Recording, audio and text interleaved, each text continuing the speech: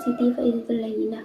Pada kesempatan kali ini, saya akan mempresentasikan materi dengan judul Teori-teori organisasi dan implikasinya terhadap komunikasi. Pengertian teori organisasi. Teori organisasi mempelajari proses kerjasama antar individu untuk mencapai tujuan bersama, menjelaskan perilaku, mekanisme kerja, dan struktur yang sistematis agar organisasi berjalan efektif dan efisien. Jadi, teori organisasi berfokus pada bagaimana individu bekerja sama dalam suatu sistem untuk mencapai tujuan yang sama. Dalam teori ini dijelaskan bagaimana perilaku anggota, bagaimana pembagian kerja dilakukan, serta bagaimana struktur organisasi dibentuk agar kegiatan berjalan secara efektif dan efisien. Dengan memahami teori organisasi, kita dapat mengetahui peran masing-masing individu, bagaimana informasi mengalir, dan bagaimana koordinasi dilakukan agar tidak terjadi kesalahan komunikasi atau tumpang tindih tugas. Teori-teori organisasi. Yang pertama, teori klasik atau struktural klasik. Jadi, organisasi seperti mesin dengan struktur hierarkis yang kaku. Fokus pada pembagian kerja, wewenang, dan pengawasan. Komunikasi satu arah dari atasan ke bawahan. Yang kedua, teori neoklasik atau hubungan manusiawi. Menekankan pentingnya faktor manusia dengan hubungan sosial. Komunikasi dua arah memperhatikan motivasi dan kepuasan kerja. Jadi, dalam sejarah perkembangan organisasi, teori klasik merupakan teori awal yang menggambarkan organisasi seperti mesin. Semua berjalan berdasarkan aturan yang ketat, dan setiap orang yang memiliki posisi serta tugas yang sudah ditentukan. Fokusnya adalah pembagian kerja yang jelas, pengawasan yang kuat, dan sistem wewenang yang tegas. Komunikasi bersifat satu arah, yaitu dari pimpinan kepada bawahan. Namun, seiring waktu muncul teori neoklasik atau hubungan manusiawi. Teori ini mulai menyadari pentingnya faktor manusia dalam organisasi. Di sini, hubungan sosial dan komunikasi dua arah lebih diutamakan. Pemimpin perlu memperhatikan motivasi, kepuasan kerja, serta kesejahteraan anggota agar kinerja organisasi lebih baik. Teori-teori organisasi.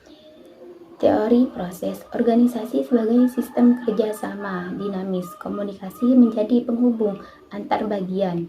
Teori kepemimpinan. Fokus pada peran pemimpin dalam mengarahkan anggota dan menentukan pola komunikasi.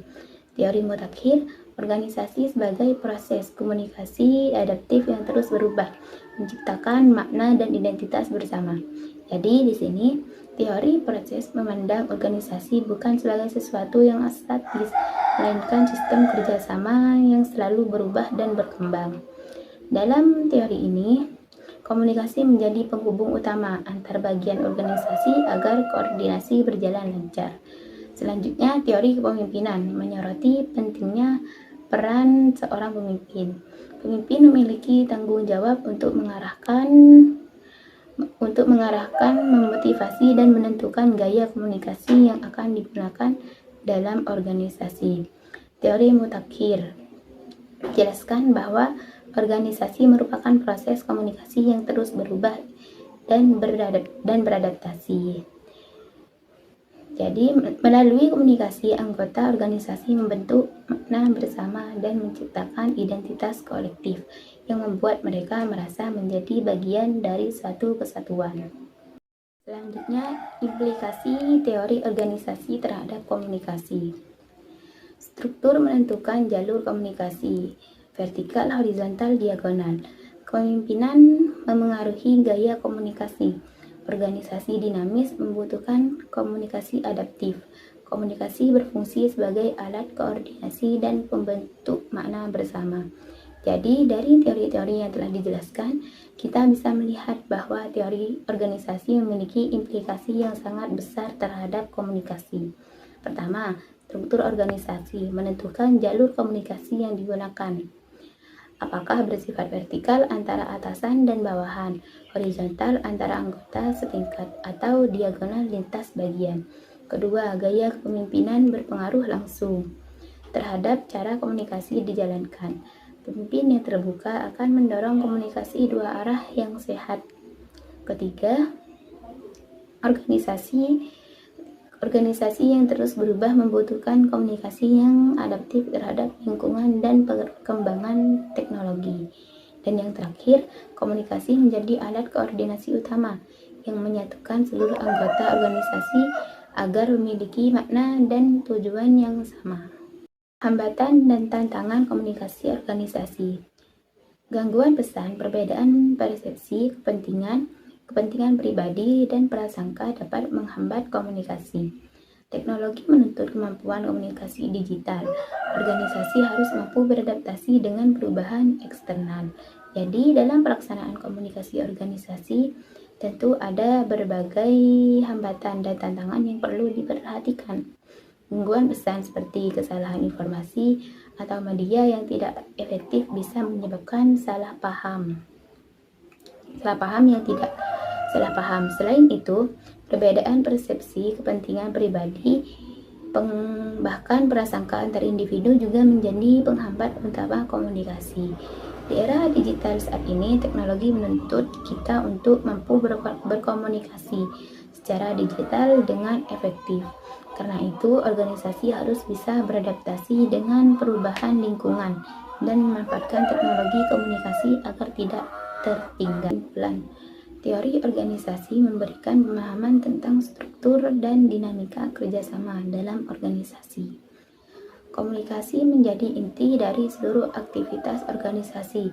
Melalui teori organisasi dan komunikasi yang baik, organisasi dapat beradaptasi dan mencapai tujuan bersama. Jadi, secara keseluruhan, teori organisasi membantu kita memahami bagaimana struktur, peran, dan dinamika kerja sama terbentuk di dalam organisasi. Komunikasi menjadi inti dari semua aktivitas, karena tanpa komunikasi yang baik, kerjasama tidak akan berjalan dengan efektif.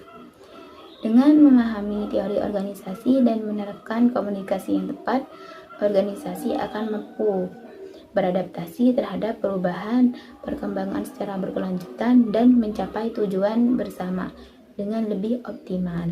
Terima kasih. Sebagai penutup, saya ucapkan terima kasih atas perhatian dan kesempatan yang telah diberikan. Semoga penjelasan mengenai teori-teori organisasi dan implikasinya terhadap komunikasi ini dapat menambah wawasan dan pemahaman kita tentang pentingnya komunikasi yang efektif dalam suatu organisasi. Sekian dari saya. Wassalamualaikum warahmatullahi wabarakatuh.